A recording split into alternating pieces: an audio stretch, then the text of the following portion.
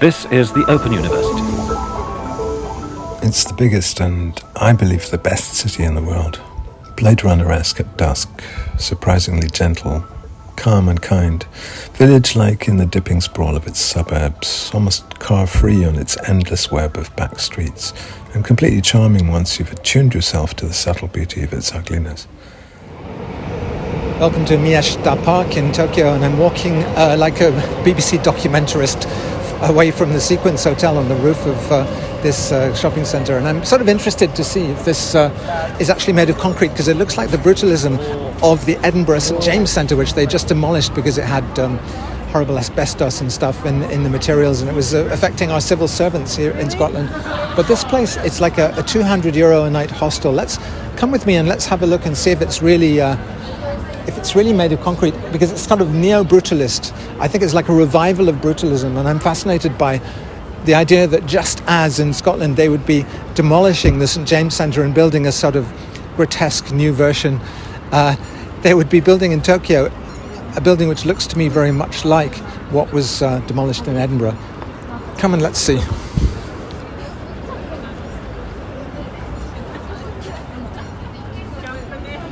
This is a warm evening in Tokyo, and this is what I come here for. I love these warm nights when it's been a little bit too hot during the day, and then in the night it's nice and warm. I'm going to walk backwards. This is what you do when you're making documentaries.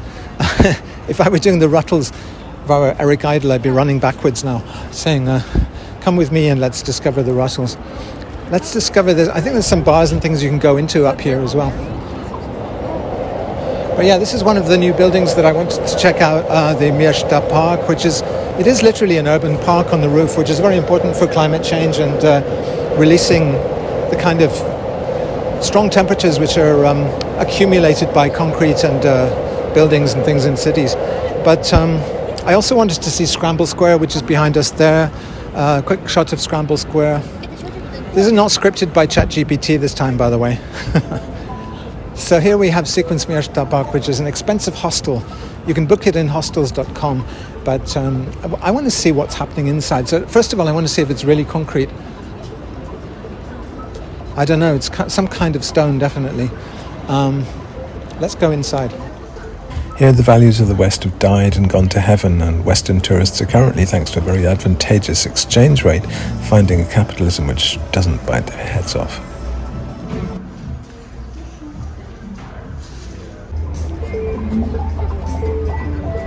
There's a rooftop bar on the 18th floor, so we're going to check it out. Tumblr service. Oh, it's not that kind of Tumblr. This is that Tumblr, the one without the E, the imomustumblr.com, where I upload about 10 pictures a day, having taken about 100, and try to capture the visual gist of what I've been experiencing. It's been a little rainy this month. We've been here at the whole of May, having come up through the archipelago from Fukuoka. Fuji was unfortunately invisible in cloud this time. It sort of generates its own cloud. That's where I was staying last time, was 2018, at the Pottery House in Soshigaya, and that's my host last time, Hiruko, who we just ran into by chance at Shibuya Station. I wanted to see the new buildings like Miyashita Park and Scramble Square, which had gone up in Shibuya, because that was the first place 30 years ago, 1992 actually, where I stayed at the Tobu Hotel and played at the Club Quattro clubs throughout Japan as Momus. And this was actually the site of Las Chicas, which was Kahimi Kari's favourite bar, now demolished.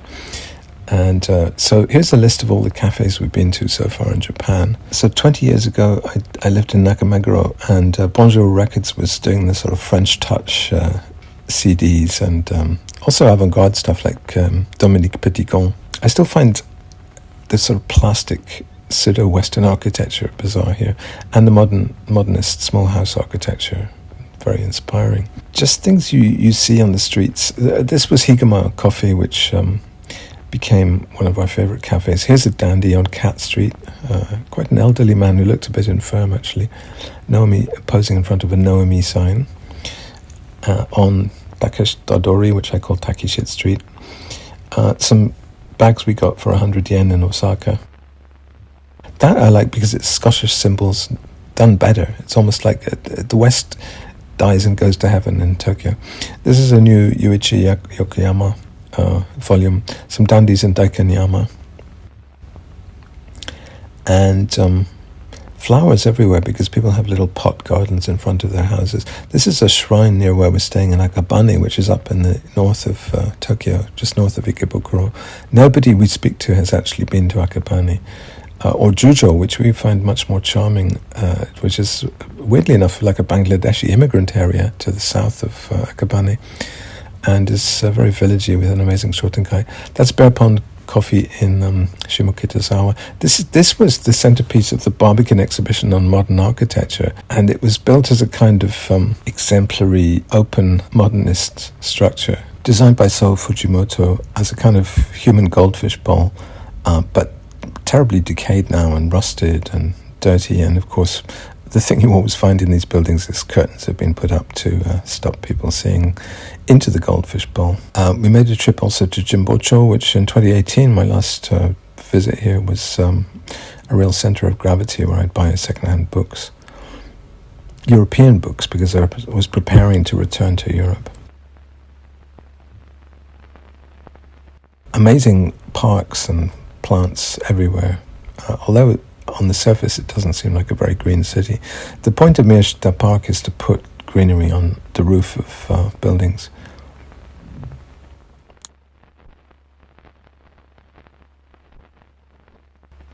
This is a calligraphy center near where we're staying. That was Glitch Cafe, which was a very, very serious and, for Tokyo, expensive cafe place, although we're finding that coffee costs about half what we're used to paying in Paris. This was a charming old lady we met who turned out to be from Kumamoto. I have this weird fetish for dry cleaning stores and their lighting and their graphics, which often is unchanged for decades.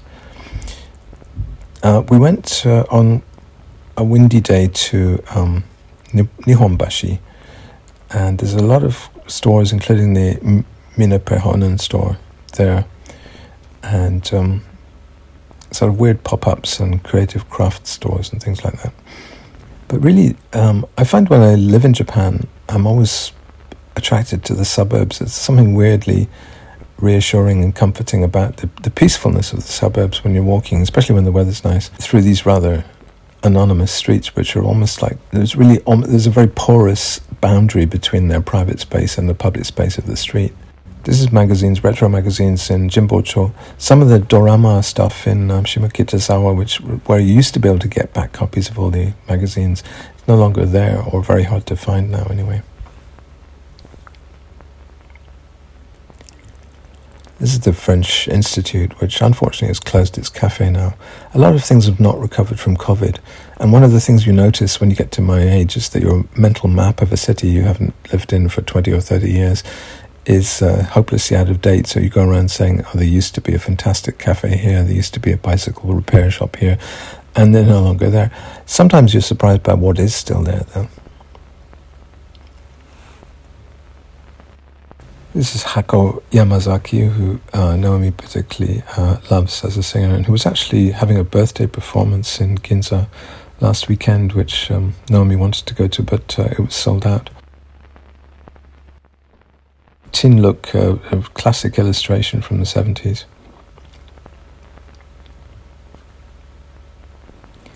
This is a book of aphorisms, André Breton's favourite aphorisms in the French Institute Library. An exhibition of an eccentric painter called Kuniyoshi, and a film season of Chantal Akerman, again at the French Institute.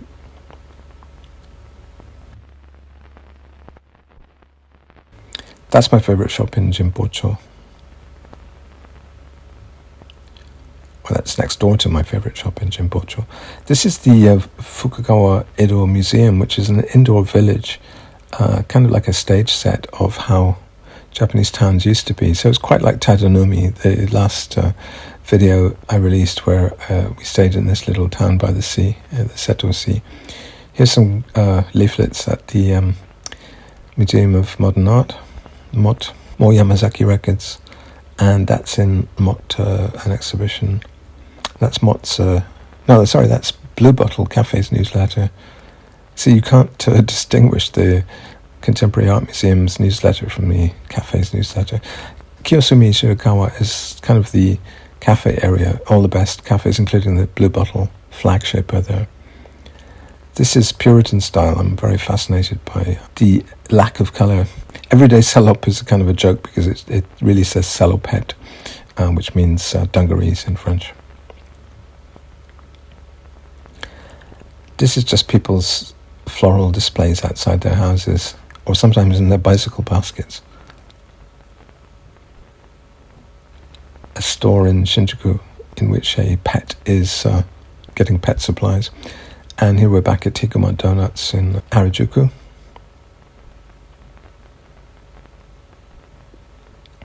This is Aoyama Book Center, which used to exist in Roppongi as well, but they've closed that down. There's now a weird kind of membership library in the place of ABC Roppongi, where you have to sign up, like a co-working space thing, but then you get access to their book stock. Quite strange.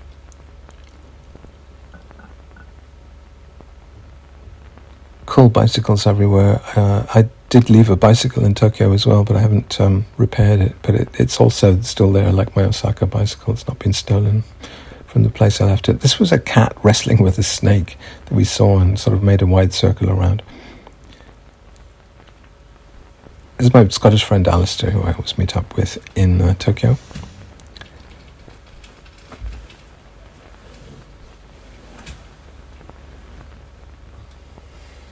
Random shots of the textures and colours of everyday life. This is a Kengo Kuma patisserie called Sunny Hills.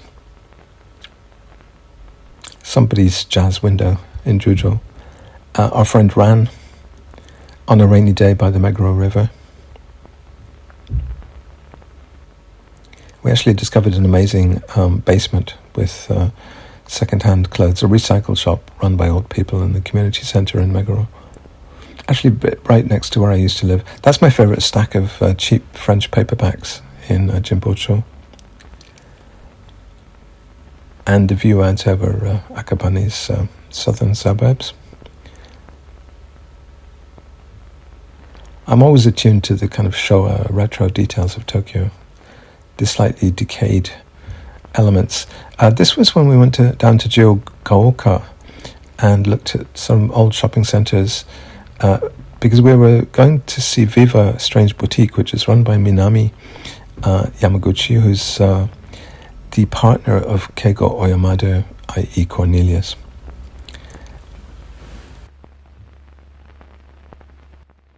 A shop called Comus in Jiugaoka.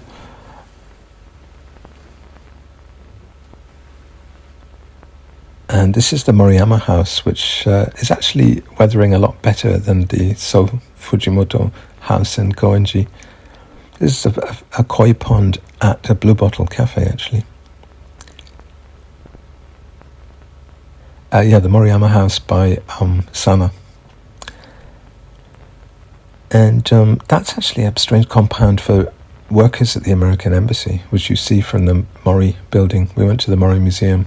And all the contemporary art galleries now are clustered around the foot of the Roppongi Hills Tower.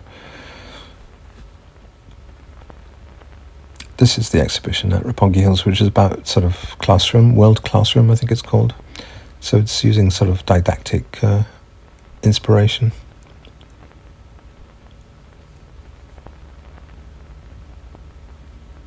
And this was a rainy day at Sangenjaya, where Hirono Nishiyama, who's also known as Gutevolk, was inviting us to a performance. It started at 2 p.m, but it was like a band performance with like 5 different acts performing, including a guy called, I think, John Self, a guy from Los Angeles, who was doing extremely theatrical pop ballads. Very emotional.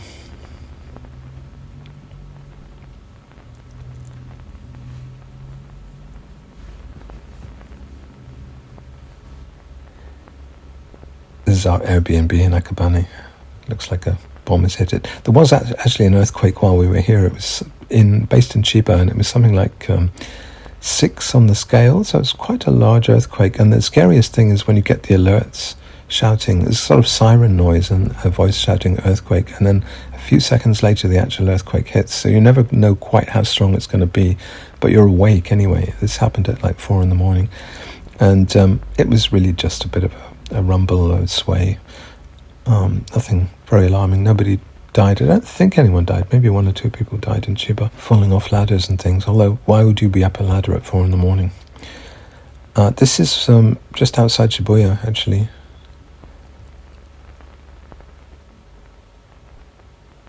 And this is Shimokitazawa. We went on a visit with a friend of Naomi's who had sold her a dress once in Fukuoka, but remembered her forever and actually made a 3-hour bus journey to meet up in Tokyo on the strength of that one meeting. He's a typical Pomeranian lapdog. So this picture I took of them on the street in Shimokitazawa really reminded me of a scene in my favourite ever pop song video, which is Ashes to Ashes by David Bowie, where the clown is walking along the beach, and my mother said, to get things done, you better not mess with Major Tom. Don't mess with Tokyo, but do come here and enjoy it, because it's a fantastic place. Open University.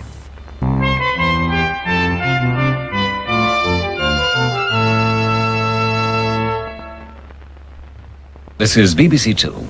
Now, Bob Harris introduces this week's edition of the Old Grey Whistle Test.